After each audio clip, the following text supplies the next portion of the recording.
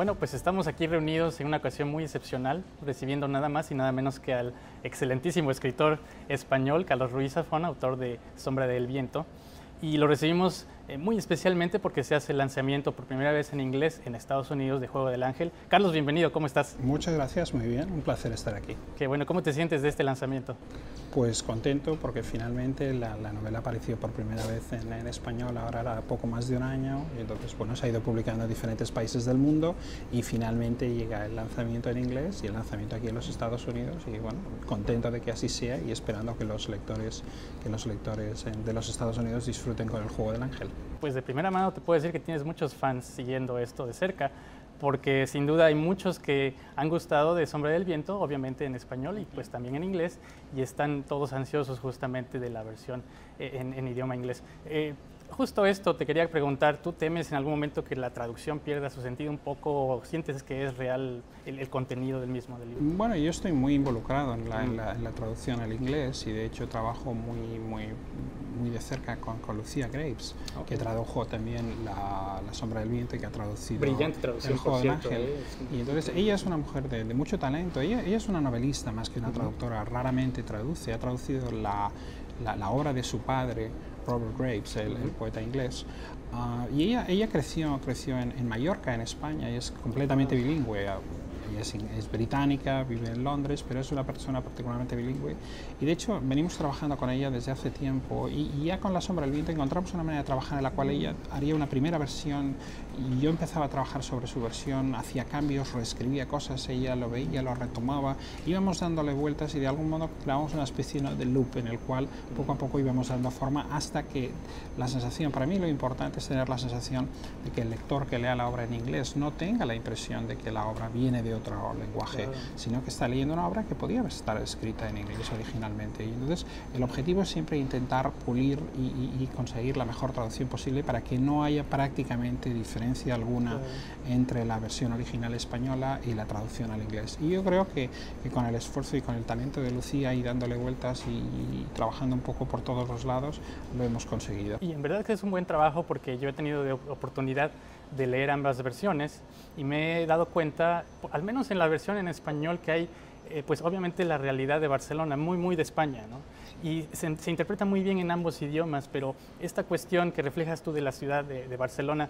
¿es algo que creas que permea bien en todas las culturas en general? Yo creo que sí, yo creo que una de las cosas que el éxito de La Sombra del Viento me demostraron, al menos un poco viajando por el mundo y hablando con lectores de todos los países, de todas las culturas, es que estas son historias universales, que el hecho de que estén ambientadas en Barcelona no necesariamente las hace más difíciles o menos fáciles de disfrutar para un lector de Copenhague o de Ohio o de Ciudad de México o de Australia. Yo creo que básicamente esas son historias que interesan a lectores, a las personas a las que les gusta leer, que les gustan los libros, sea cuales sean sus gustos literarios y sus aficiones. Y un poco esas personas son las mismas en todos los países. Y yo he descubierto que viajando a través del mundo uno encuentra lectores y los lectores, las personas que aman los libros, que están interesadas por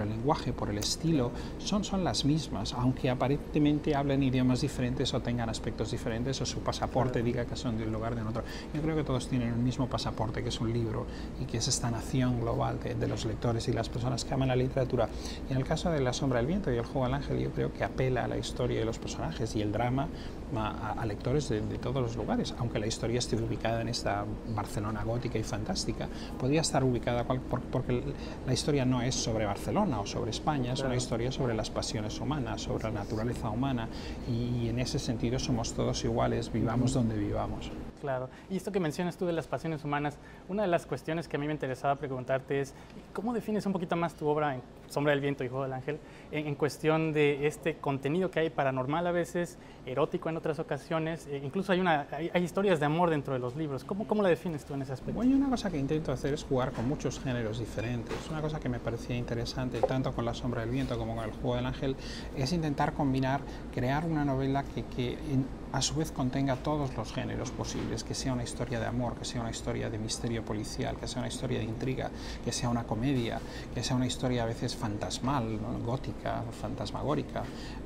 Intentar combinar todos esos géneros, analizar los géneros, deconstruirlos y volverlos a construir y utilizar los resortes narrativos que tienen todos estos géneros literarios para enriquecer lo que es la novela y para intentar crear un género nuevo. Eso es una cosa que sucedía en La sombra del viento, y en el caso del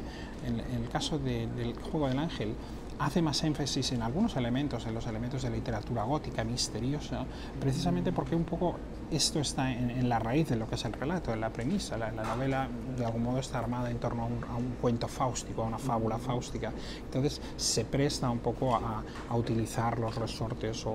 y a jugar con ellos. Yo creo que una de las cosas que el libro intenta hacer es jugar con el lector, ¿no? Si este Juego del Ángel es un juego también con el lector, y jugar un poco con muchas referencias literarias, con un poco con lo que es la forma del contenido, con la estructura, y utilizar un poco las expectativas que tenemos a veces sobre géneros o sobre determinadas cosas, e intentar darle a todo un poco la vuelta para atraer algo nuevo. Y en el caso del Juego del Ángel, sí que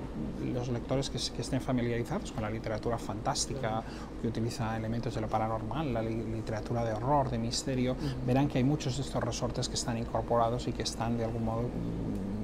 ¿no? Les ha dado la vuelta para intentar traer algo nuevo.